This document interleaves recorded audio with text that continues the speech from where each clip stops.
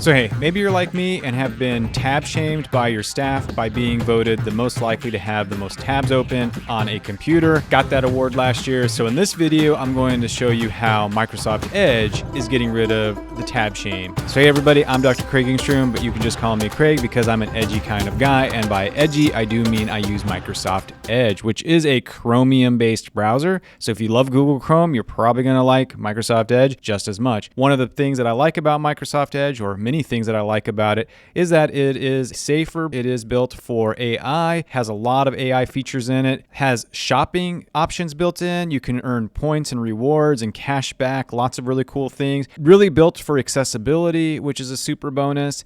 So I just love Microsoft Edge for a lot of things. And here you go on the Microsoft Edge for cash and shopping. So check it out. But in this video, I'm going to show you how to use the group tabs feature. So what's really nice about it, you have all these tabs open, and I'm just going to go ahead and click all of them close. And so you can see just how it really cleans up your browser. And you might have noticed when I closed that last one, it automatically popped open a new window. So let's go ahead and check that out again. Let's say that I have this one open and I want to go ahead and close it, and it'll just pop open a new tab for me. So let's say that I'm using this tab and I use it, for example, to search for something. Let's just do SIU, and it brings it open. And let's say that for some reason I want to put it in with this tab right here. And now it is, just by dragging it over, you can see it is grouped together. And then I say, nope, I really don't want it to be there. So what I'm going to do is I'm going to go ahead and grab that tab and I'm going to slide it over outside of the group, and it is removed from the group. So now when I close video, you can see that it is its own tab. Let's say for whatever reason I no longer want this video tab, I can actually click this link and you will see actually what this feature looks like. So you can change the colors.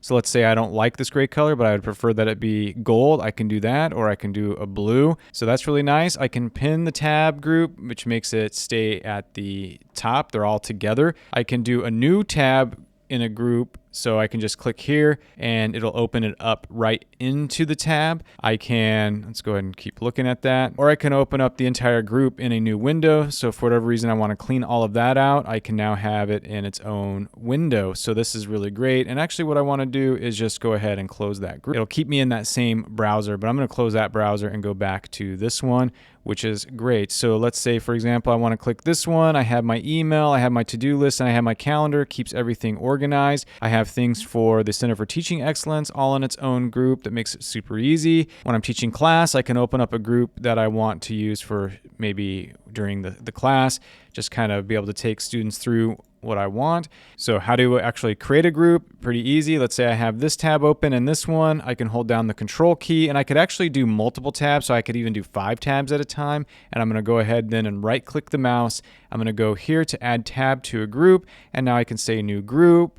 And let's just call this one test.